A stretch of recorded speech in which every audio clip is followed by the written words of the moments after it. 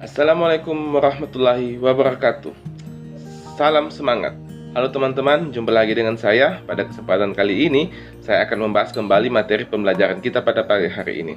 Adapun pembelajaran pada hari ini adalah etika, etiket, dan moral, serta kewaspadaan dini dan intelijen. Nah, sebelum saya lanjut, kali ini akan meneruskan dari video saya sebelumnya. Apa sih etika dan etiket serta moral itu? Secara etimologis atau asal-usul kata mempunyai arti yaitu ilmu mengenai tentang apa yang biasa dilakukan dan ilmu tentang adat kebiasaan. Secara garis besar, menurut Erawanto 2013, etika juga dapat disimpulkan sebagai suatu dan perilaku yang menunjukkan kesediaan dan kesanggupan seseorang secara sadar untuk menaati ketentuan dan norma kehidupan melalui tutur, sikap, dan perilaku yang baik serta bermanfaat yang berlaku dalam suatu golongan, kelompok, dan masyarakat serta pada institusi formal maupun informal. Nah, untuk penjelasannya, selanjutnya kita akan mengenal definisi dari etiket. Secara umum, etiket dapat didefinisikan sebagai bentuk acuan tertulis maupun tidak tertulis mengenai tata krama, sopan santun, dan tata cara pergaulan dalam berhubungan sesama manusia dengan secara yang baik. Dalam penggolongannya, etiket dapat digolongkan menjadi beberapa golongan. Pertama, etiket atau kerapihan diri dan tata cara berpakaian. Yang dimaksudnya adalah dalam melaksanakan tugas ASN, hal utama yang menjadi patokan adalah penampilan diri kita. Hal ini tercermin dari kebersihan, kesehatan, sikap dan ketepatan pemilihan busana atau berpakaian, berserat, serta kelengkapan aksesoris yang digunakan. Ada 4 hal lagi yang perlu diperhatikan oleh seorang ASN yang profesional. Pertama, penampilan yang menarik. Kedua, postur tubuh yang tepat. Ketiga, kepercayaan diri yang positif.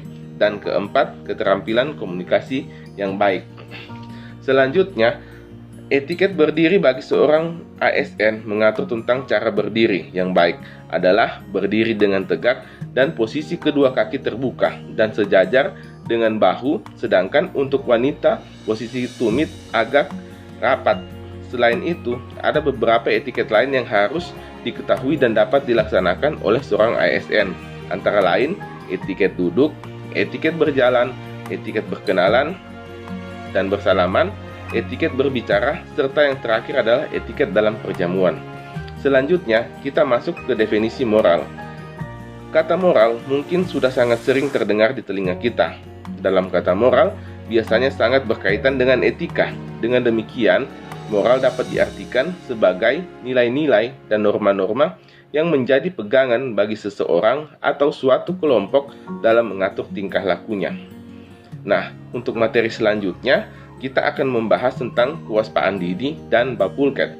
Salah satu pembekalan dasar bagi CPNS adalah pengetahuan bagaimana cara melakukan bela negara dan nilai-nilai dasar yang ada di dalamnya. Sebagian dari melakukan bela negara, CPNS juga diharapkan mempunyai rasa keingintahuan terhadap gejala yang dapat meningkatkan kemajuan bangsa, namun juga yang dapat memungkinkan dapat merusak persatuan dan kesatuan bangsa, bahkan keutuhan negara kesatuan Republik Indonesia.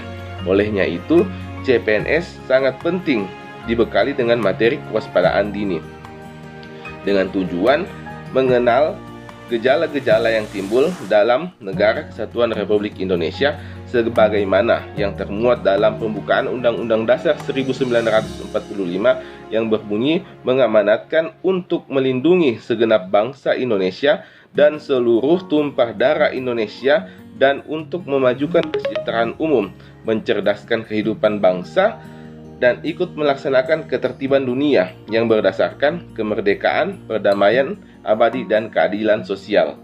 Selanjutnya, kita mengenal materi mengenai dasar intelijen. Dasar intelijen menurut Undang-Undang Republik Indonesia Nomor 17 digolongkan menjadi 3. Yang pertama, pengetahuan yang didefinisikan sebagai informasi yang sudah diolah sebagai bahan perumusan kebijakan dan pengambilan keputusan. Sedangkan yang kedua adalah organisasi suatu badan yang digunakan sebagai wadah yang diberikan tugas dan kewenangan dalam menyelenggarakan fungsi dan aktivitas intelijen. Yang ketiga adalah aktivitas, yaitu semua usaha pekerjaan, kegiatan, dan tindakan penyelenggaraan fungsi penyelidikan, pengamanan, dan penggalangan. Sedangkan fungsi intelijen terbagi atas 3 fungsi utama. Pertama adalah penyelidikan, pengamanan, dan penggalangan, sesuai dengan definisi intelijen itu sendiri. Demikianlah video pada hari ini. Sampai jumpa pada video-video berikutnya. Terima kasih.